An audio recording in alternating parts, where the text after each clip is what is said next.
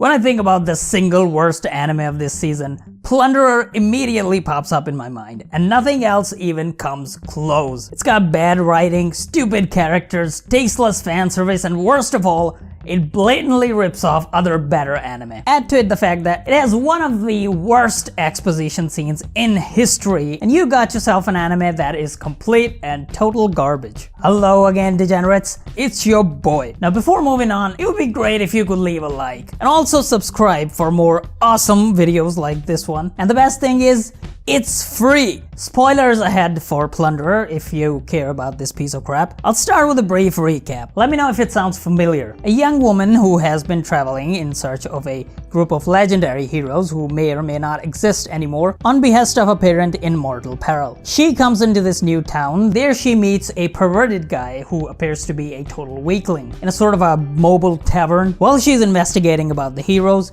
she crosses paths with a group of soldiers and is assaulted by the big shot officer, who is ruthless and actually pretty strong. When all hope is lost, she is rescued by the weakling pervert in the nick of time, who turns out to be the very hero of legend that she's been looking for. And then he proceeds to magnificently beat the military dude's ass. Sound good? One problem though, what I just recapped was not the plot of Plunderer. It was the first episode of 7 Deadly Sins. That's right, ladies and degenerates, this anime shamelessly rips off one of the most beloved anime franchises out there. I'm surprised nobody even noticed this. Also, spoilers ahead for 7 Deadly Sins. Should have said that at the beginning of the video, but more spoilers ahead for 7 Deadly Sins. You have been warned. The similarities between the two are undeniable, and it's not a happy little coincidence either. When I started watching the anime, it became very obvious very early on that it was just plain bad. Specifically, this scene. More on that later. But the premise of the anime is actually good. A world where social hierarchy is determined by numbers, which could be anything from the number of enemies you've killed to the number of customers who like your food. If your count reaches 0, you are dragged into the mysterious abyss for all eternity. Sounds interesting to say the least, but an interesting premise alone does not make a good anime. Nevertheless, I kept on watching because it was intriguing. I wanted to see where the story was going, even though it was predictable. And in the second episode, where Licht comes to save Hina and she realizes that he is in fact the legendary ace that she's been searching for, I came to the realization that I was enjoying it because it borrows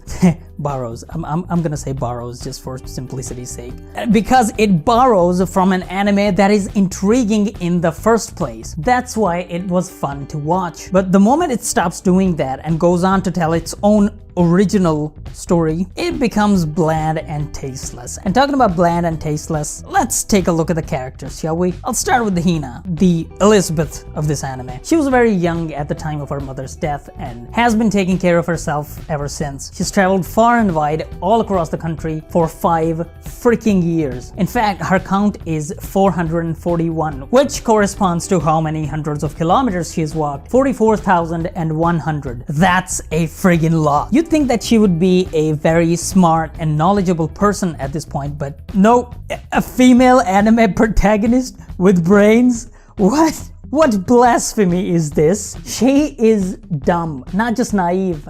Dumb. Without the context and the backstory, you'd think she's a girl who's been locked up and protected all her life and has never left the confines of her home, much like Elizabeth. But no, it seems that she has no experience of the outside world whatsoever. And I believe that the aforementioned scene perfectly demonstrates this. She doesn't know what the count means, or what the abyss is, or that the count determines the social hierarchy, or that the ballad is a contraband item, which is all common knowledge. It's beyond common knowledge. It's the natural law of their physical world. It's like someone said they didn't know breathing was important to stay alive. But to Hina, it should be even more important than to, let's say, an average person. Her mother getting dragged into the abyss is the single most significant event in her life. It's the driving agent behind all her actions. And she doesn't know what the abyss is. But you should have a fucking PhD in abyssology at this this point. Not to mention she keeps waving around that ballot like a complete fucking idiot. Imagine a moron walking down the street with a kilo of cocaine in his hand. That's who she is. It's obnoxious to look at, that utter lack of functioning brain cells. Even Elizabeth, the actual sheltered princess, was smart enough to disguise herself in an old suit of armor, which was not a good idea, and she acknowledges the fact that it was not a good idea, which is actually the point I'm trying to make, that she learned from her experience. The scene itself is so blatantly stupid and on the nose. I know why they did it, to deliver exposition, so it's cool, right? Wrong. Let me ask the anime studio people, do you guys really think that we are so stupid that we need a 10-minute exposition scene to understand how a fantasy world works? Or do you guys have some kinky impulse to spoon feed us this shit and keep doing it at the start of every goddamn episode? Look, give us that backstory with time, slowly and in a subtle manner. We can take it.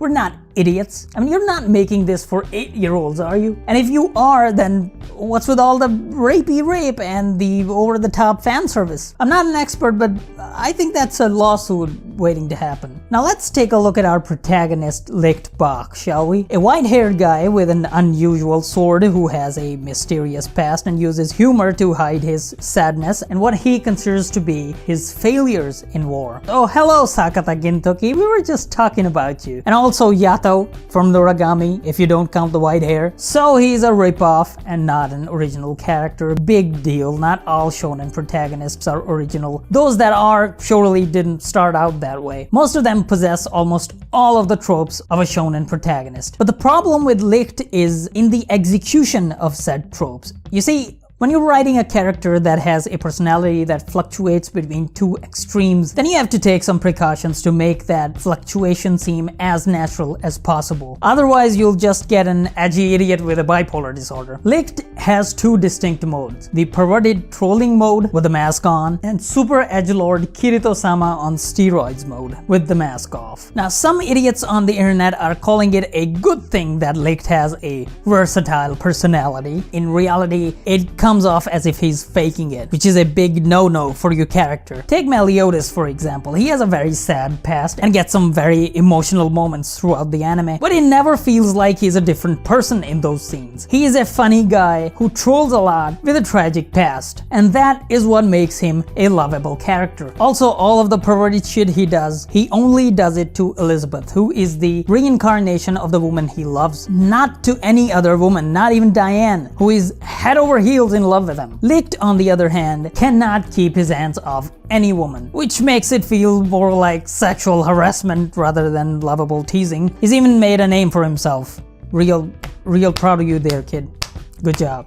Now, since we're on the topic, the blatant fan service is also something that ruins the anime for me. Oh look, someone kicked our protagonist several feet into the air. They must be strong. Oh, they're a pair of gigantic bazongas. Good job, bazongas. Oh, and there's also a woman attached to them if you care. Look, man, I'm a filthy fucking degenerate weeb. But I am a cultured filthy fucking degenerate weeb. If I want to see some half-naked anime girls, I want some class with that. I want some taste with that, and this shit ain't gonna cut it. But then again, what else did you expect from the director of Oreimo? But can you really blame him when you already have the source material? Let me know in the comment section what you guys think. Like, subscribe, the whole shebang, and I'll see you all in the next one.